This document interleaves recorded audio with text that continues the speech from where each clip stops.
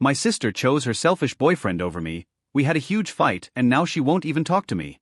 So, I'm in a bit of a weird situation with my family, and I'm not sure if I'm overreacting or if they are. For some background, I, 29F, am super close with my older sister Megan, 34F. We grew up really tight, and she's always been someone I could depend on. However, lately, things have been a little tense between us, and I think it all started with her new boyfriend, Eric, 36M.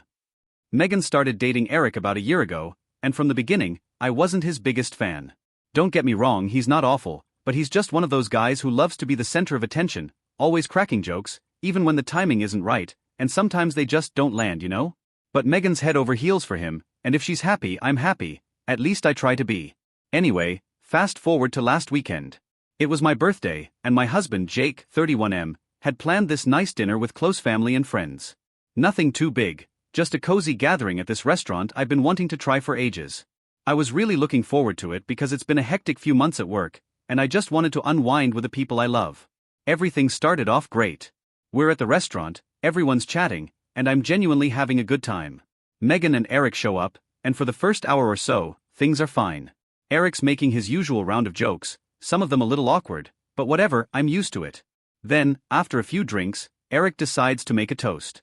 Now, here's where it gets weird. He stands up, and I'm thinking, okay, maybe this will be sweet. But instead of a nice birthday toast, Eric starts telling this long story about the first time he and Megan went camping together, and how everything that could go wrong did. I'm sitting there trying to smile, but the whole thing felt off because, what did this have to do with my birthday? He goes on for a solid 5 minutes, making everyone at the table laugh, but it's like the focus had completely shifted to him and his relationship with Megan. By the end of the toast, I'm sitting there feeling kind of invisible. He doesn't even mention my birthday. Megan's laughing along, and no one else seems to notice how weird this all is except Jake, who gives me this "Are you okay?" look. I just nod and try to brush it off. I didn't want to make a scene. But the thing is, the night kept going like that. Every time the conversation veered towards me, Eric would somehow bring it back to one of his stories or make some comment that shifted the focus back to him. At one point, I mentioned a project I was excited about at work, and Eric cut me off to talk about some deal he's working on. And then, halfway through dessert, he starts talking about how he thinks the restaurant could improve its service, and everyone starts debating it with him. By the end of the night, I felt like I wasn't even the one having a birthday dinner. I didn't get to talk about the things I wanted to, and instead, it felt like we were all there for Eric. On the ride home, I vented to Jake, who totally got it. He was annoyed too, but he tried to calm me down, saying Eric probably didn't realize what he was doing. But here's the thing, Eric always does this. It's like he can't handle not being the center of attention for 5 minutes, and I'm just so over it. Now, I didn't say anything to Megan that night, but the more I think about it, the more it bugs me. I mean, this was my birthday. Am I wrong for being upset that Eric hijacked it?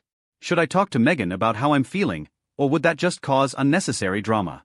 I don't want to make it a big deal if it's not, but at the same time, I'm tired of Eric always making everything about him. So, Reddit, am I overthinking this, or is this something I need to address with Megan? After that birthday dinner, I decided to give myself a few days to cool off before bringing it up with Megan. I didn't want to approach her when I was still frustrated because, knowing myself, I might have said something that could come off as more harsh than I intended. But honestly, the more I sat with it, the more I realized this wasn't just about that one night. It was the culmination of months of feeling sidelined whenever Eric was around. Here's the thing, I'd always thought of Megan as one of my best friends, not just my sister. But ever since she started dating Eric, it felt like I was losing her a little. She was wrapped up in this relationship, and I get it, new relationships can do that, but I couldn't help feeling like I was being pushed to the back burner. She didn't seem to notice the way Eric dominated every conversation or how he subtly took over every social situation. I felt like I was the only one seeing it. So, I finally worked up the courage to talk to Megan. I texted her a few days later asking if she wanted to grab coffee, and she was quick to say yes. We met up at this little cafe we used to go to all the time, and right away, I could tell she was in a good mood. She was smiling, talking about some weekend trip she and Eric had planned. I tried to engage with her, but I was just waiting for the right moment to bring up what I really wanted to talk about. After some small talk, I finally said, "Hey, can I ask you something?" Megan looked a little surprised, but she nodded. "Of course, what's up?" I took a deep breath and said, "Do you feel like Eric kind of took over at my birthday dinner?" She looked confused for a second and then let out a little laugh. "What do you mean?" "I don't know," I said, trying to choose my words carefully. It just felt like every time we tried to focus on my birthday, the conversation somehow shifted back to Eric, or something he wanted to talk about. Like the toast, for example, it wasn't really about me, you know? Megan frowned, clearly not expecting this. I didn't realize you felt that way. Eric was just trying to be funny. He likes to make people laugh. I know, I said, trying not to sound defensive. But it's not just about being funny. It's like, every time we all hang out, he ends up dominating the conversation. And on my birthday of all nights, I just kind of wanted it to be more about, me. She sighed, looking a little uncomfortable. I get that, but I don't think Eric means to do that. He's just really outgoing, and he likes being social. I think you're reading too much into it. I felt my frustration rising. But that's the problem, Megan. He always does this. Every time we're together, it feels like there's no space for anyone else to talk or share their stories. And when it's my birthday, I just thought maybe I could get the spotlight for a little bit. Megan bit her lip, looking torn. I don't want you to feel like that, but I also don't think it's fair to blame Eric for being himself. He's just being social.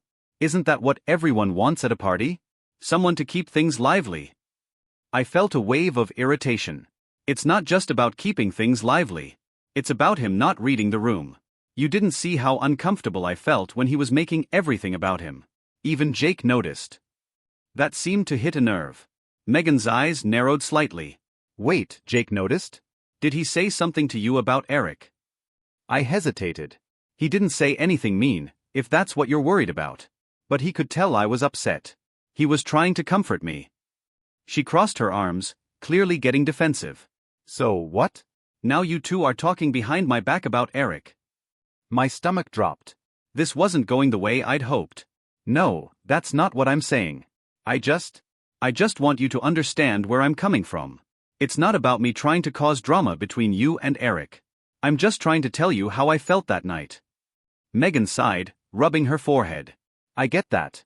But you've got to understand, Eric's a big part of my life now. He's going to be around, and he's going to be himself. I can't ask him to change just because you don't like how he talks at parties. I could feel myself getting emotional, but I tried to hold it back. I'm not asking him to change, Megan. I'm just asking for a little consideration. It was my birthday, and I felt overshadowed in a way that's been happening a lot lately. There was a long pause, and Megan finally looked up at me, her expression softening a bit. I'm sorry if you felt like that. I really am. But I don't think Eric did it on purpose. He wouldn't want to hurt your feelings. I nodded, but inside, I still felt conflicted.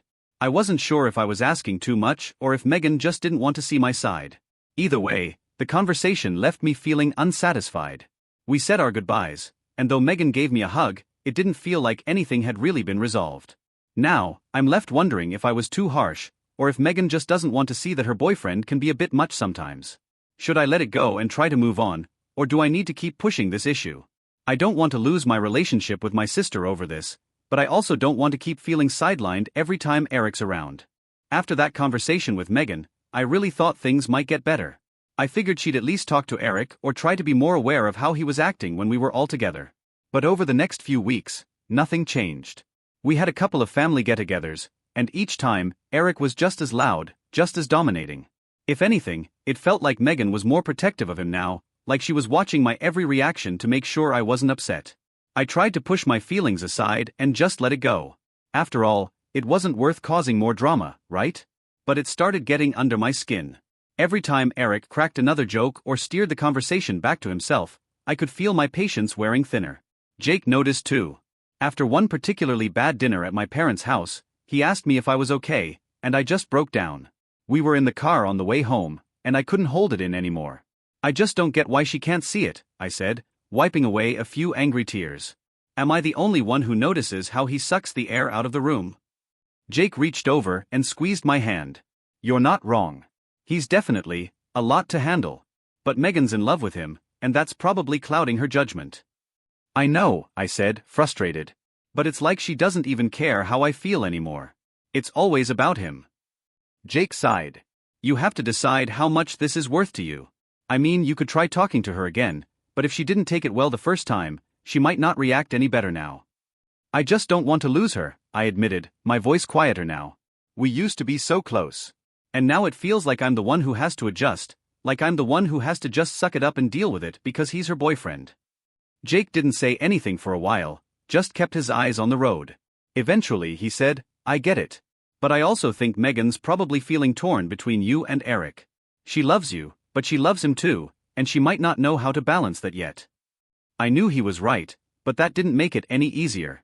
The more I thought about it, the more I realized how much this whole situation had been affecting me. I'd started to pull back from family events just to avoid seeing Eric. I didn't text Megan as much anymore because I was scared of how every conversation would somehow come back to him. I felt like I was losing her, piece by piece, and I didn't know how to stop it. Then, a few weeks after our coffee talk, the tipping point came. Megan texted me out of the blue, asking if we could grab dinner. Just the two of us, no Eric. I was surprised but relieved. Maybe she was ready to talk things through. I showed up at the restaurant feeling hopeful, thinking this might finally be the moment where we could clear the air. But as soon as I sat down, I could tell something was off. Megan wasn't her usual chatty self. She looked tense, like she had something on her mind, and I could feel the knot in my stomach tighten. After some awkward small talk, Megan finally sighed and looked me straight in the eyes. Listen, I've been thinking a lot about what you said, and I think we need to have a serious conversation. I nodded, trying to keep my voice steady. Okay. What's going on? Megan took a deep breath. It's about Eric.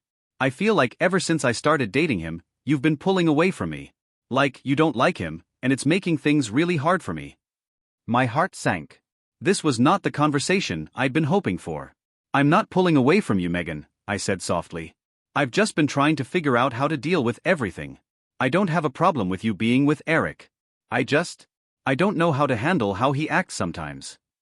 Megan frowned. But that's the thing, isn't it? You don't like how he acts. You think he's rude, or that he overshadows you. But he's just being himself. And I feel like you're judging him for it. I could feel my frustration bubbling up again, but I forced myself to stay calm. I'm not trying to judge him. I just feel like he doesn't give anyone else space when we're all together. It's exhausting.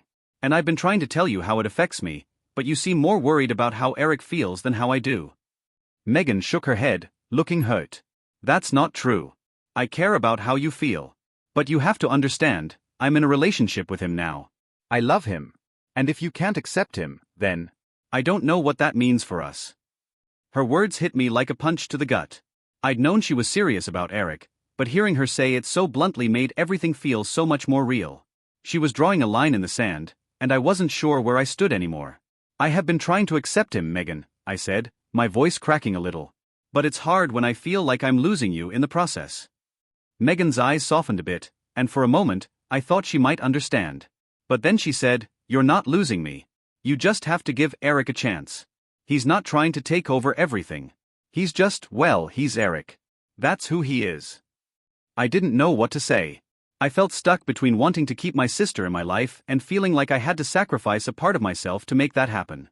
Megan was asking me to accept Eric as he was, but I wasn't sure if I could do that without losing myself in the process.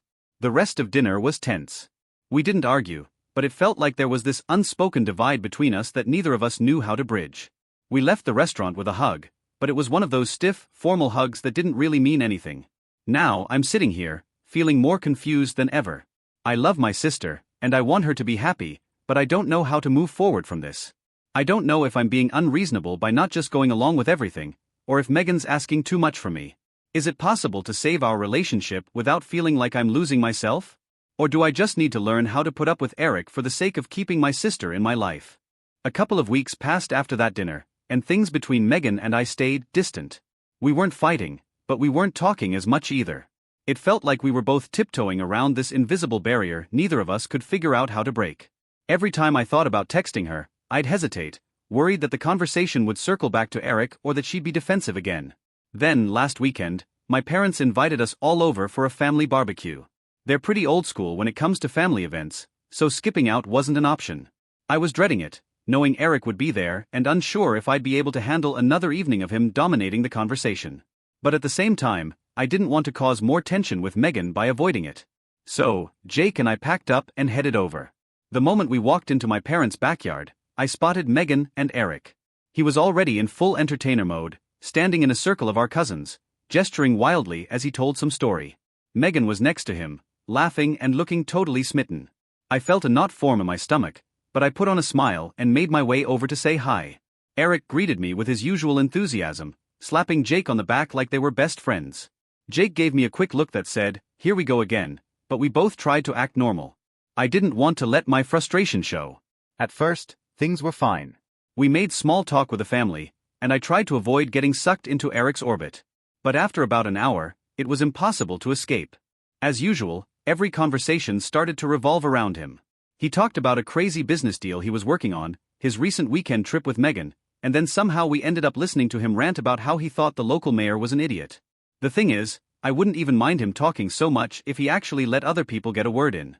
But the way he dominated every discussion just sucked the air out of the room. I could see Jake getting increasingly annoyed too, but he was doing his best to keep quiet for my sake. Eventually, my dad started grilling, and I figured maybe sitting down to eat would calm things down. But of course, as soon as we all sat down, Eric launched into another long-winded story. This time, it was about some epic bachelor party he'd gone to a few years ago. He went into so much detail, describing every single thing they did, every joke, every mishap. At first, people were laughing, but after a while, I could see even my mom starting to glaze over. And then, halfway through his story, I realized something. This was supposed to be the moment where my parents were making an announcement. My mom had mentioned earlier that they had big news to share, and here was Eric, completely oblivious, taking over the entire dinner. I caught my mom's eye, and she gave me this small, resigned smile, like she was just waiting for him to finish. My frustration boiled over. I couldn't help it anymore. "Eric, can we take a break from your stories for a second?" I said, trying to sound lighthearted but firm. He paused, looking a little taken aback. "Oh, sorry, am I going on too long?" I forced a smile. "It's just that my parents have something they wanted to share, and I think we'd all like to hear from them." Everyone got quiet, and I could feel Megan's eyes on me. Eric, to his credit, didn't seem offended, but I could tell he was a little thrown off. He nodded and gestured toward my parents. Of course. "Sorry, didn't mean to hog the spotlight." My mom jumped in, looking relieved. "Thanks, honey. "We just wanted to let everyone know that we've decided to sell the house. We're downsizing and moving into a smaller place closer to the city." There were a few gasps around the table, and the conversation finally shifted away from Eric as everyone started asking questions about the move. For a few minutes, things felt normal again, and I relaxed a bit, thinking maybe I'd dodged a bullet. But then, as soon as the topic of the house started winding down, Megan leaned over and whispered to me, "That was kind of rude." I blinked, confused. What was? "Cutting Eric off like that," she said, her tone sharp but quiet enough that only I could hear. "He was just telling a story, and you acted like he was doing something wrong." I felt my stomach drop. Megan, Mom and Dad had something important to say. He didn't even realize. "You didn't have to embarrass him like that," she interrupted, her eyes flashing with anger. "He was just trying to entertain everyone, and you made it seem like he was being selfish." My heart started racing, and I felt the heat rising in my cheeks. I didn't mean to embarrass him. But he was going on for a while, and it wasn't fair to Mom and Dad. They've been waiting all night to share their news. Megan shook her head, her jaw tight. "You're always like this with him. You pick at everything he does, and it's exhausting. I know you don't like him, but can't you just let it go for once?" For me. Her words hit me like a slap. I opened my mouth to respond, but I didn't know what to say. Was she right? Had I been too hard on Eric? Or was I just finally standing up for myself? Before I could say anything, Eric leaned over, clearly sensing the tension. "Hey, everything okay over here?" Megan shot me one last look before turning to him with a forced smile. "Yeah, everything's fine." But it wasn't fine. The rest of the evening was a blur. I tried to stay engaged with the family, but I could feel Megan's frustration simmering just beneath the surface. And every time Eric spoke, I could see her watching me, as if daring me to react. By the time we left, I felt emotionally drained. Jake and I drove home in silence for most of the ride, and when we finally pulled into our driveway, he turned to me and said, "That was rough." I nodded, feeling a lump in my throat.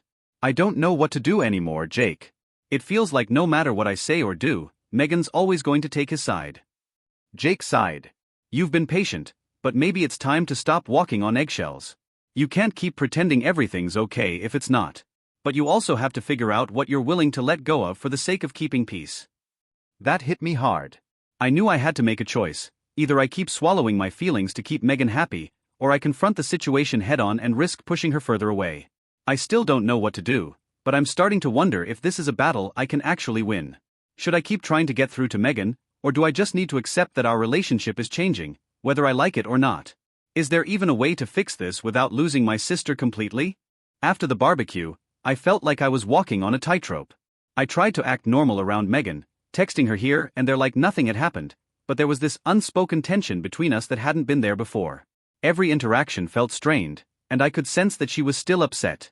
The worst part was, I didn't know how to fix it without feeling like I was betraying myself. A couple of days later, Megan texted me, asking if we could talk. She said she wanted to clear the air, which immediately made my stomach knot up. I wasn't sure if I was ready for another confrontation, but I knew we couldn't keep avoiding the issue. We decided to meet at her place, and as soon as I walked in, I could tell this wasn't going to be an easy conversation. Megan had that determined look on her face, the one she always gets when she's made up her mind about something. Eric wasn't there, which was a small relief, but it also made me nervous. If this was a one-on-one, it meant she had something serious to say. We sat down in the living room, and for a few minutes, there was just awkward small talk. Finally, Megan broke the ice.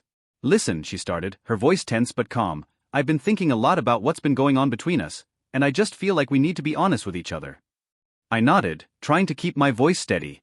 "Yeah, I've been thinking about it too. I don't want us to keep feeling this way." She sighed, folding her hands in her lap. "I love you, you know that. But I feel like you're constantly judging Eric, and it's putting a strain on everything. I get that he's not your favorite person, but he's a huge part of my life now. And it feels like you're always waiting for him to screw up, like you're looking for reasons to be upset with him." I felt my throat tighten. I didn't want to believe that was true, but maybe she had a point. I had been on edge around him ever since he started dating her, and it had only gotten worse over time. But it wasn't because I wanted to find reasons to dislike him, it was because he kept giving me reasons. "Megan, I'm not trying to judge him," I said quietly. "But you have to understand that it's hard for me when every time we're together, it feels like he takes over. He doesn't let anyone else have space, and it's exhausting. I've tried to ignore it, but I can't pretend it doesn't bother me." Megan looked down at her hands, her expression softening a little. "I know he can be a lot sometimes. But that's just who he is. He's outgoing, and he likes to make people laugh. He's not doing it to hurt anyone." "I get that," I said, trying to be as gentle as possible. "But it's not just about him being outgoing. It's the way he dominates every conversation, the way he makes everything about him. I've felt invisible around him more times than I can count, and it's hard to deal with that, especially when you don't seem to notice." Megan frowned, her voice rising slightly. "I do notice, but I don't think it's as bad as you're making it out to be. You've always been more reserved, and I think maybe you're just not used to someone like Eric. He's not trying to overshadow you." I sighed, feeling the frustration building again. "But that's the problem, Megan. I am used to people like Eric, and I usually know how to handle it. But with him, it feels different because you're always defending him, no matter what. It's like you don't see my side at all." She looked at me, hurt flickering in her eyes. "That's not true. I care about how you feel, but you're asking me to change something I can't change. He's going to be in my life, and I don't want to feel like I have to choose between you and him." And there it was, the ultimatum. Megan wasn't saying it outright, but the implication was clear. If I couldn't figure out how to get along with Eric, our relationship was going to suffer. I felt like I was being backed into a corner, forced to choose between pretending everything was fine and risking my relationship with my sister. I swallowed hard, my heart pounding in my chest. "I'm not asking you to choose, Megan. I don't want that. I just need you to understand where I'm coming from. It's not easy for me to feel like I'm losing you because of this." Megan's face softened again, but there was still a stubbornness in her eyes. "You're not losing me. But I can't change who Eric is, and I won't ask him to be someone he's not. I just need you to try a little harder to accept him." For me. Her words hung in the air, heavy and final. I didn't know what to say. Part of me wanted to promise her that I'd try, that I'd let it go and just learn to live with Eric being Eric. But another part of me, the part that had been hurt and frustrated for months, knew that wasn't realistic. How could I keep pretending everything was okay when it wasn't? Finally, I nodded, my voice quiet. "I'll try." It wasn't a lie, but it wasn't the whole truth either. I would try, for Megan's sake, but I wasn't sure if it would be enough. The rest of the conversation was short, and we both knew we hadn't fully resolved anything. We hugged goodbye, but it was still that same stiff, formal hug, the kind you give someone when you're both trying to act like everything's fine when it's really not. On the way home, I replayed the conversation in my head over and over again, trying to figure out what I could have said differently or if I should have pushed harder.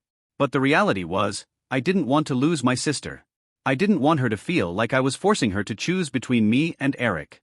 But at the same time, I couldn't shake the feeling that I was losing myself in this process, constantly compromising, constantly pushing down my own feelings just to keep the peace. When I got home, Jake was waiting for me on the couch, watching TV. He muted the show as soon as I walked in and gave me a questioning look. How'd it go? He asked, his tone cautious. I sat down next to him, feeling emotionally drained. It was fine, I guess. We talked. I told her how I felt, but she basically said I need to accept Eric for who he is or things are going to keep being tense between us. Jake sighed, wrapping his arm around me. That's tough. What are you going to do? I don't know, I admitted, leaning into him. I said I'd try, but I'm not sure if I can. I feel like I'm losing her, and I don't know how to stop it. Jake kissed the top of my head. You'll figure it out. Just don't lose yourself in the process. I nodded, but deep down, I was still torn. How could I keep my relationship with Megan intact without sacrificing my own boundaries? And if I couldn't, was I willing to accept that things between us might never be the same? For now, I'm trying to take it day by day, but I can't shake the feeling that this is going to come to a head eventually. Either I learn to live with Eric, or I have to face the possibility that Megan and I are growing apart. Is there a middle ground I'm missing, or is this just the reality of life sometimes? Having to accept that relationships change, even the ones that matter the most?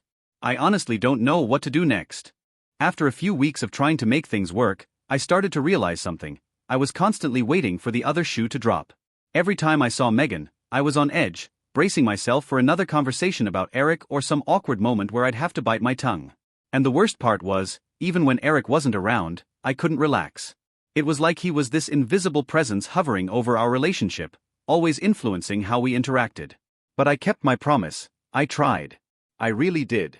Jake and I went to a couple more family events, and each time, I made a conscious effort to engage with Eric, even when he started going on about his usual topics. I laughed at his jokes, even when they weren't funny, asked him questions about his work, and smiled through the endless stories that were always more about him than anyone else. I thought maybe if I put in the effort, Megan would see that I was trying, and things would eventually settle down. It didn't work. At the next family dinner, things finally came to a head. We were all at my parents' house again. Same setup, same dynamic, with Eric holding court and Megan watching him like he was the funniest, most charming person in the world. I was trying my best to stay engaged, but I could feel the old frustration building up inside me. And then it happened. My dad had just finished grilling, and as we sat down to eat, Eric started talking about a new job offer he was considering. The entire table was focused on him, as usual, and halfway through his explanation, my mom tried to steer the conversation toward me. So, how's work going for you? She asked, looking at me with a warm smile. I opened my mouth to answer, relieved that someone was finally asking about me for a change. But before I could even get a word out, Eric interrupted. Oh, speaking of work, did I tell you guys about the time I almost got a promotion I didn't even want? It's a funny story. I froze, fork halfway to my mouth. This was it. This was the moment I'd been dreading, and I knew I couldn't stay silent anymore. I put down my fork and looked at him, trying to keep my voice steady. Eric, can you just let me answer for a second? Everyone at the table went quiet. Eric blinked at me, clearly surprised. Oh, sorry. Didn't realize I was cutting you off. I forced a smile. Yeah, it happens a lot actually. The tension at the table was palpable. I could feel Megan's eyes boring into me, but I couldn't stop. Months of pent-up frustration were bubbling up, and I had to let it out. I get that you like telling stories, and that's fine, but every time we're together, it feels like there's no space for anyone else to talk. And honestly, it's exhausting. I could see Megan shifting uncomfortably in her seat, and I braced myself for what was coming. Eric, to his credit, didn't get defensive right away. He gave me an apologetic smile and said, I didn't mean to make you feel that way. I just thought I was keeping the conversation going. I know, I said, trying to stay calm. But sometimes, it feels like you're taking over. I've been trying to let it go, but it's been happening for months, and I'm just tired.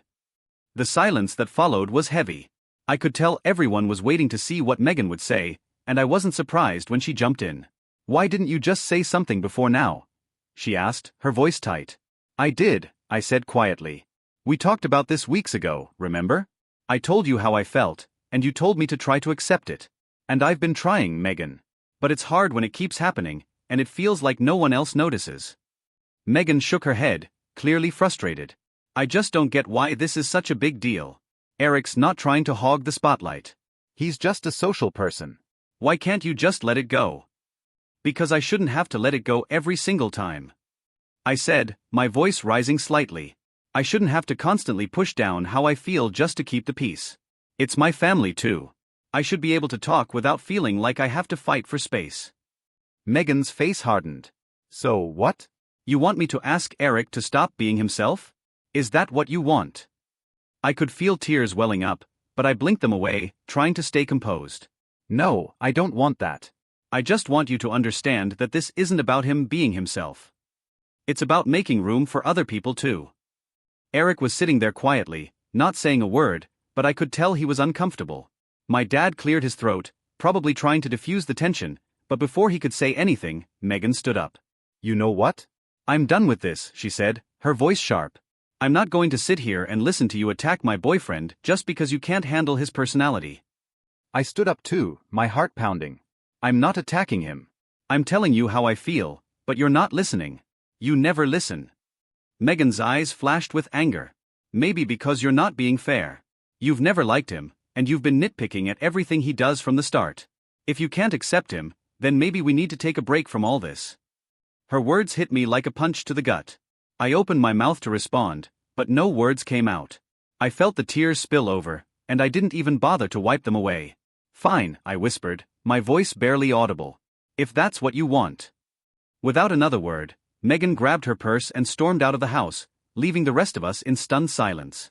I stood there for a moment, feeling like the wind had been knocked out of me. Eric hesitated, looking between me and the door, before quietly getting up to follow her out. As soon as they were gone, I sat down heavily, my head spinning. Jake came over and put his arm around me, but I could barely register what he was saying. My mom looked devastated, my dad was rubbing his temples like he had a headache, and I just felt empty. I didn't know what had just happened, or how it had all spiraled so quickly. All I knew was that Megan was gone, and I didn't know if she was coming back. Now I'm sitting here, days later, trying to make sense of it all. Megan hasn't called or texted, and neither have I. I keep replaying the moment in my head, wondering if I could have handled it differently, if I'd been too harsh, or if this was just the inevitable result of months of bottled-up frustration. I don't know where we go from here. I don't want to lose my sister, but I also don't know how to move forward without feeling like I'm constantly walking on eggshells around her and Eric. Maybe she's right, and I've been too focused on his flaws. But at the same time, I can't ignore how I feel. I can't keep pretending everything's fine when it's not. So now I'm stuck. Do I reach out and try to fix this? Or do I let Megan come to me, if she's even willing to?